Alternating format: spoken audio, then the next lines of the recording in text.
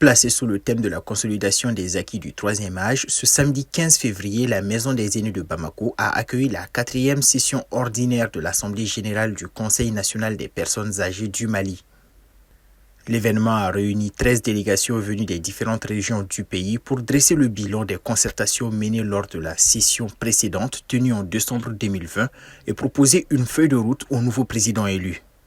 Nous pouvons être fiers, nonobstant toute la crise qui prévaut, financière, territoriale, les conflits et tout, nous avons plus de 13 représentants des régions de Kidal à Menaka et dans d'autres localités.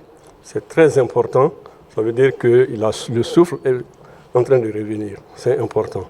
Par ailleurs, le rapport d'activité qui va être soumis, est un rapport qui a été étoffé, discuté avec toutes les cellules qui sont affiliées au Conseil et les documents vont être soumis à l'appréciation des uns et des autres.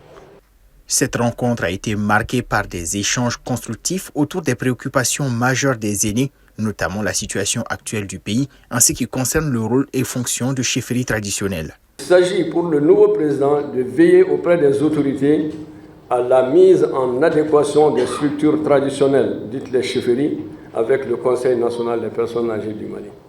Il s'agit pour lui de veiller à la mise en œuvre du slogan de la présente mandature, le renforcement des acquis du troisième âge. Avec cette nouvelle feuille de route, le Conseil national des personnes âgées entend jouer un rôle plus actif dans leur contribution au développement du pays. Cette session marque ainsi une étape clé dans la reconnaissance et la valorisation du rôle des aînés au sein de la société malienne.